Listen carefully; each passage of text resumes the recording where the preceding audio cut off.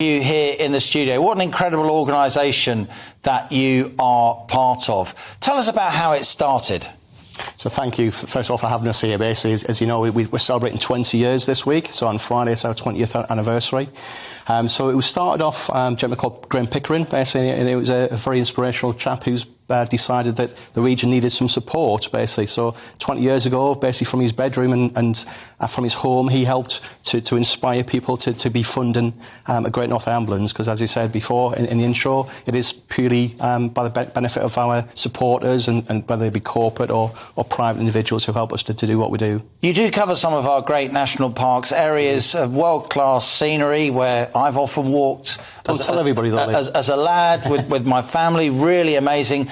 But we should say, even in the spring and summer, these are serious mountains and hills, and the weather can turn, and people, even experienced hill walkers, can get into trouble quickly. Absolutely, yeah. A big part of what we do, especially on our Cumbria side, so we have one of our air ambulances stationed near Penrith, and that one is mainly to do that whole area that you're talking about, up the Cumbrian area, around the Lake District, and into Northumberland, basically in the hills. So you're right, we do sort of hope that people will turn up and basically be well equipped to do what they need to do. Now, you need the thick end of £7 million a year, right, to turn over. The pandemic was obviously difficult for you. Yep. People, by definition, weren't out hill walking. Your finances took a turn. You still had to maintain the helicopters, even though they weren't being used. Extremely sophisticated pieces of kit. How many helicopters do you have, and how serious is your financial predicament now, David? So we've got 2 operational helicopters every day. So we operate 365 days a year. Amazing. All volunteers?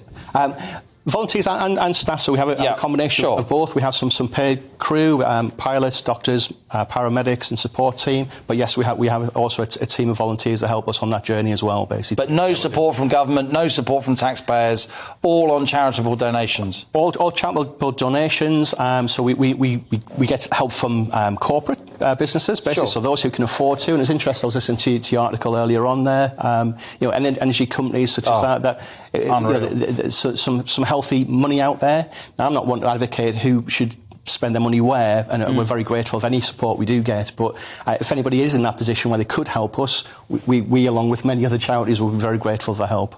So the pandemic did its thing to your finances of the charity, and now, of course, a big part of your running costs is fuel, specialist aviation fuel for your helicopters, which of course has rocketed in price. I mean, are you seriously concerned about the future of the Great North Air Ambulance, given where you currently are? Well, I think it's right to be aware of it and to be concerned. We have had really generous support for all of that 20 years. So I'm not sat here thinking we're going to fall over tomorrow, but we do what we do by the grace of people's goodwill.